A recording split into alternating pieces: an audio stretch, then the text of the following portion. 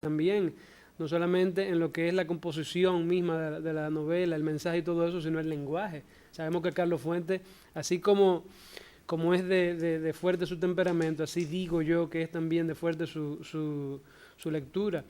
No creo que eso pueda ocurrir en tiempos tan modernos como estos ya. Eso es algo que no tiene sentido. La época en que se desarrolló Carlos Fuentes definitivamente es la época de la consolidación de la narrativa latinoamericana, quizás no hispanoamericana, pero sí latinoamericana. Los grandes escritores de Latinoamérica fueron amigos inseparables de Carlos Fuentes hasta que los separó las circunstancias, muchas veces políticas y muchas veces de opinión y de concepto.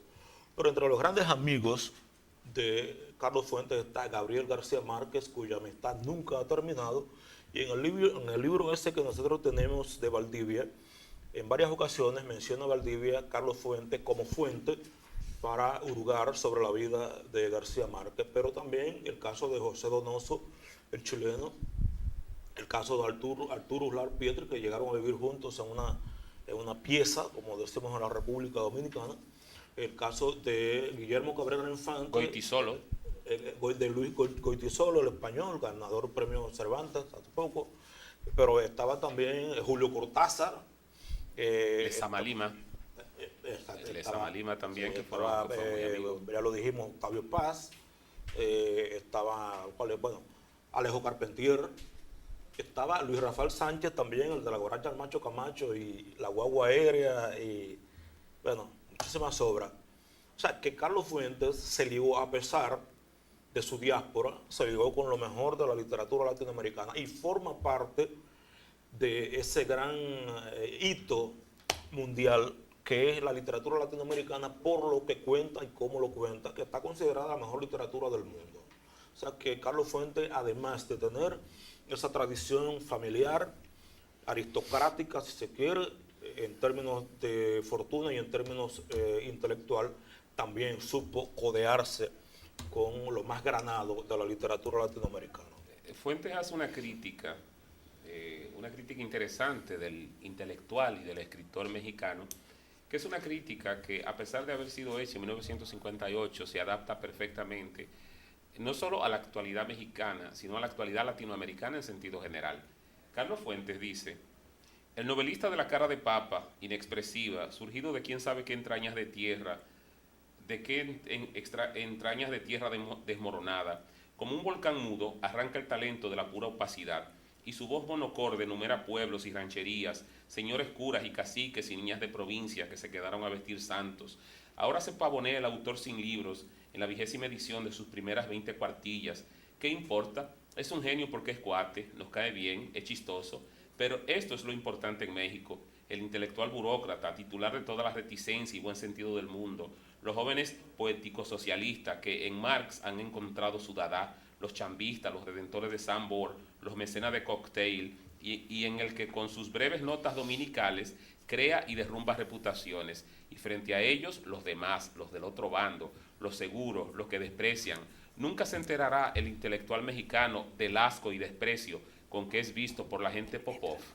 Eso cae maravillosamente, o describe muy bien toda esta generación latinoamericana que se dedica, en vez de escribir, a rendirle pleitesía al poder. Fíjense como aquí hace una descripción del braguetazo, entre comillas, que hablaba antes.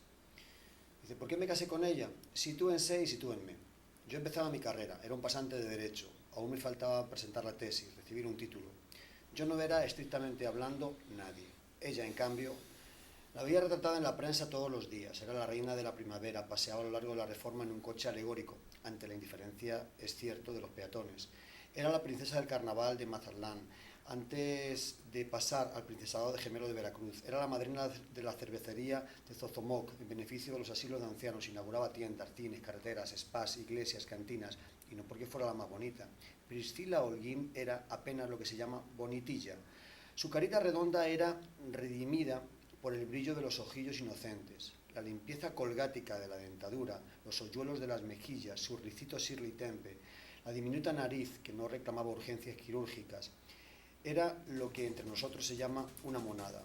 No una belleza llamativa a lo María Félix o Dolores del Río, pero tampoco fea como tantas mujeres chaparras, prietas, gordas, redundantes, seriamente buenas o perversamente malas, desprovistas de la grande y rara perfección de las mestizas arriba mencionadas y destinadas a ser novias de jóvenes y, con suerte, tolerables matriarcas de viejas.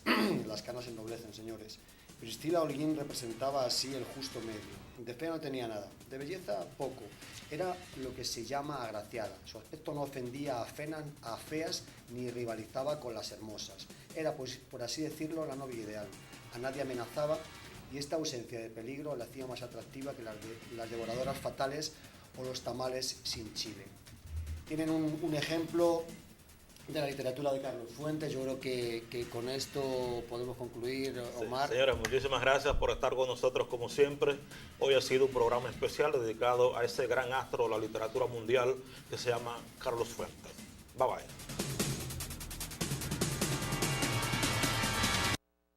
¿Qué tal, amigos? Les saluda Miriam Cruz.